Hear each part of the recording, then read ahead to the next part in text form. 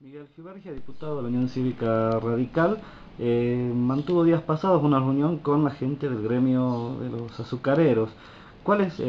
la situación hoy de la producción azucarera y de los trabajadores en particular? Bueno,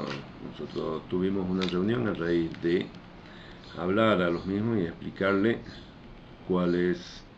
las consecuencias de esta nueva norma que ha convertido en ley el Poder Ejecutivo Nacional y la Presidenta de la Nación, que se trató el día miércoles en la Cámara de Diputados, en virtud del cual a los trabajadores se les cercenan los derechos de reclamar por una reparación integral cuando sufre un accidente o una enfermedad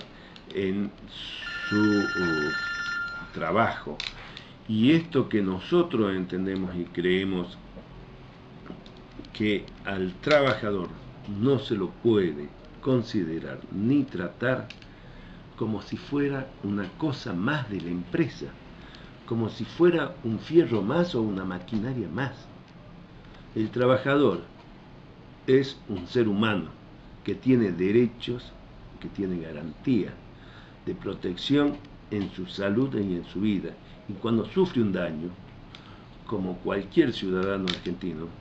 tiene el derecho de reclamar la reparación integral de ese daño. Que esta ley le niega esa posibilidad al trabajador de reclamar la reparación integral del daño, y de allí establecen que la pérdida de un ojo, la pérdida de un miembro del cuerpo o una determinada enfermedad tiene una tarifa en donde dice cuesta tanto. Y esto es lo que nosotros decimos, no podemos ir a favorecer el negocio de las ART, que es un negocio financiero de 20.000 millones de pesos, para que las 8 ART que hoy existen en el país y que manejan más del 75% de los trabajadores registrados de la República Argentina tengan ganancias de esta magnitud, ya que el trabajador no terminan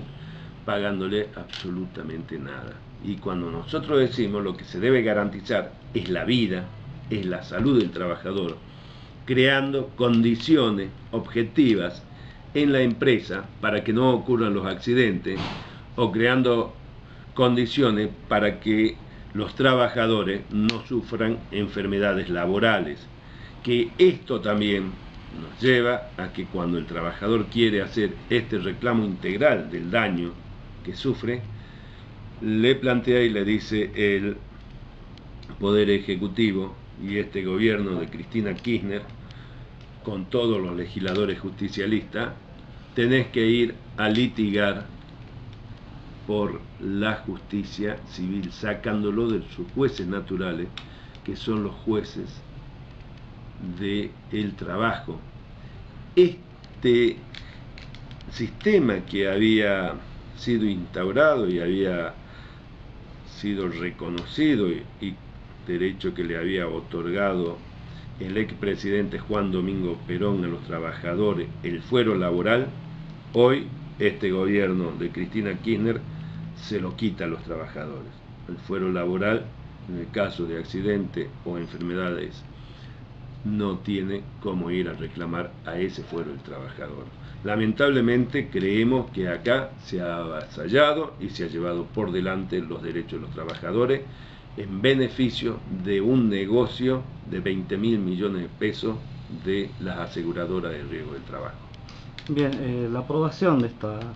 esta ley tuvo como un hecho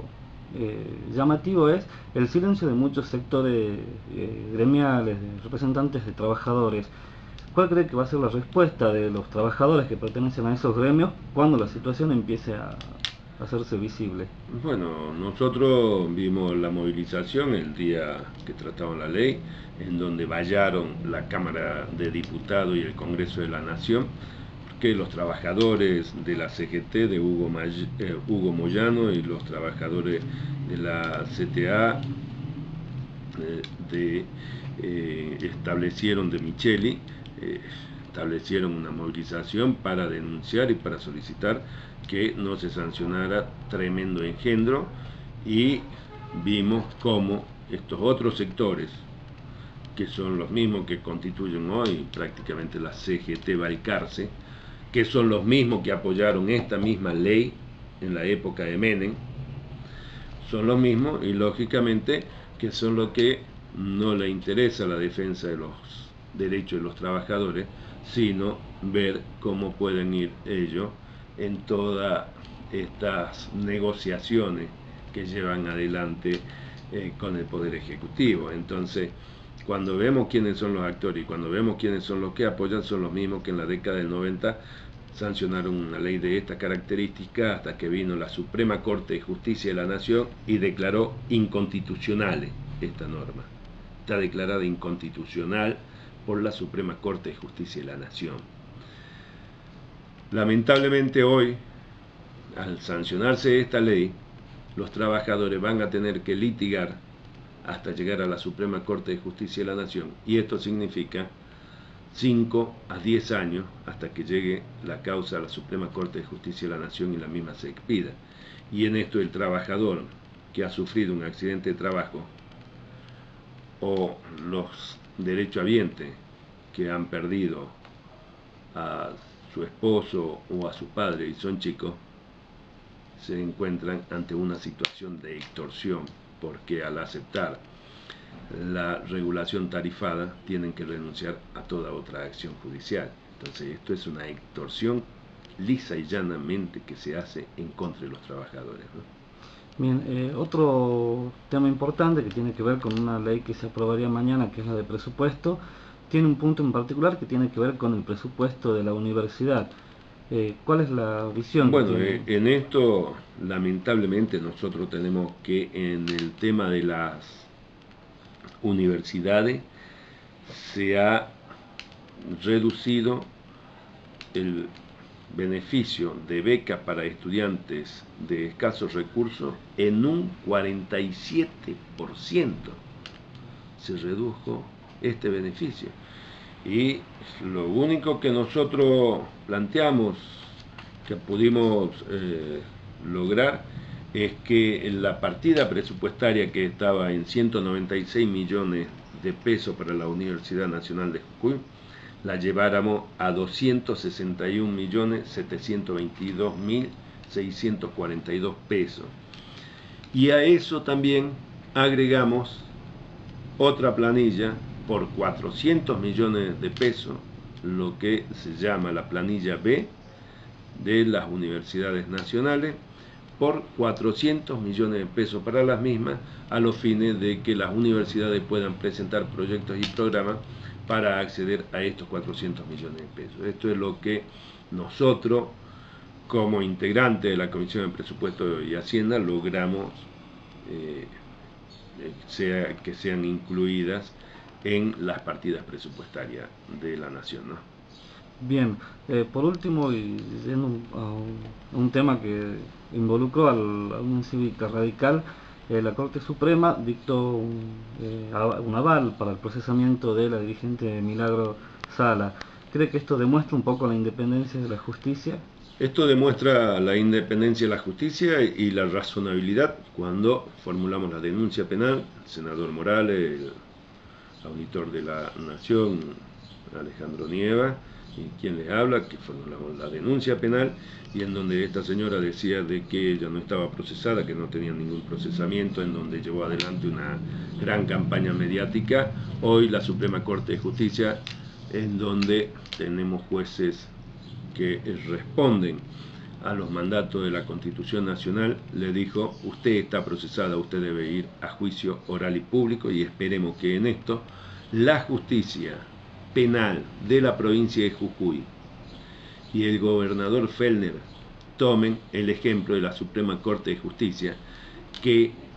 la justicia debe ser independiente, y aquellos que cometen hechos vandálicos y hechos delictivos deben ser llevados al estrado de la misma y deben recibir la sanción o el castigo que establecen las leyes, porque acá no se puede permitir la impunidad de algunos dirigentes rotulados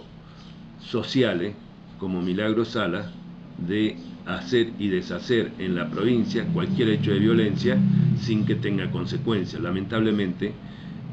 el Poder Judicial de la provincia de Jujuy, y fundamentalmente en sus jueces de instrucción,